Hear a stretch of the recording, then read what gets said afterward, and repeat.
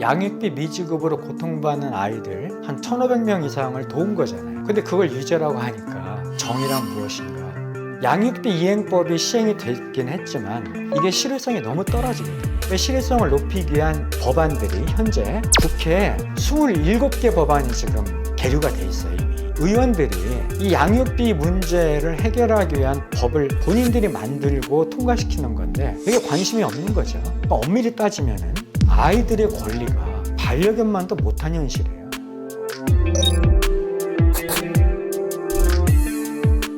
TV조선 티터뷰, 오늘은 대법원에서 최근 유죄 판결을 받으면서 논란의 중심이 됐던 배드파더스 구본창 대표님과 함께 인터뷰 나눠보겠습니다.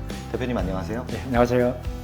대표님 먼저 간략한 자기소개부터 좀 부탁드려도 되겠습니까? 저는 그 필리핀에서 그 코피노 지원 활동을 하다가 우연한 계기로 한국의 양육비 미지급자들의 신상을 공개하는 배드파더스 사이트에 자원봉사로 활동을 했었고요. 그다음에 이제 배드파더스 사이트가 문을 닫고 나서 이제 양육비 해결하는 사람들, 양애들이라는 사이트가 다시 오픈했거든요. 그 사이트에서 역시 자원봉사를 해왔던 구본창입니다.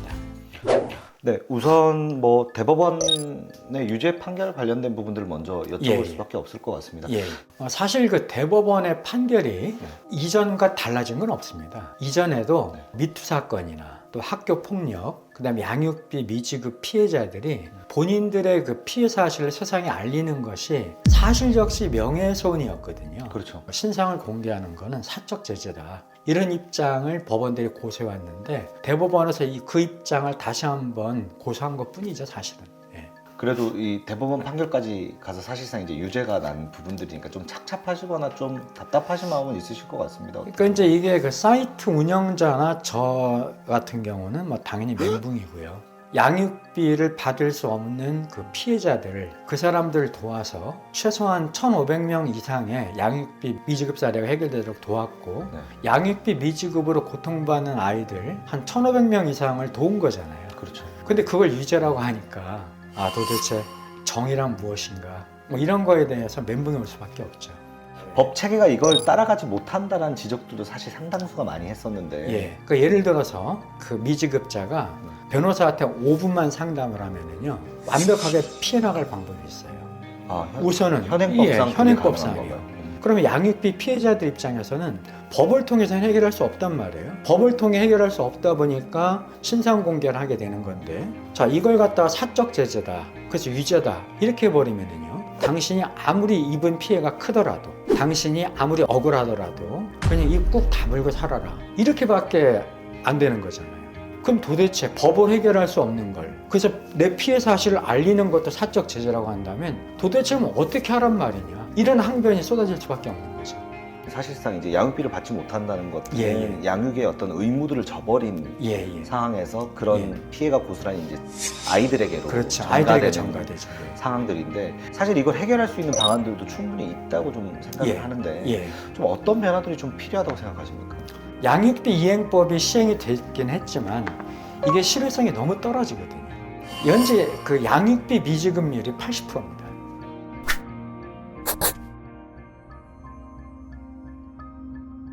미지급률이 심각하다는 얘기는 양육비 이행법이 시행된 지 2년이 넘었지만 실효성이 떨어진다고 하는 객관적인 그냥 결과잖아요.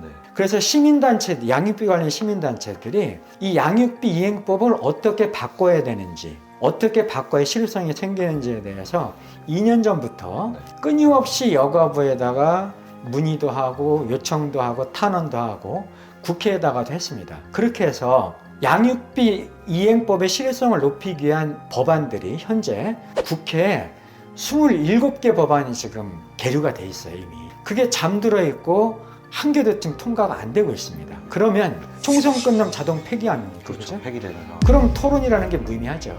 의원들이 이 양육비 문제를 해결하기 위한 법을 본인들이 만들고 통과시키는 건데 이게 관심이 없는 거죠. 정책 방향들이 좀 어떻게 바뀌었으면 좋겠다고 생각하세요? 근데 요즘에 이제 저출산이 심각한 문제 아닙니까?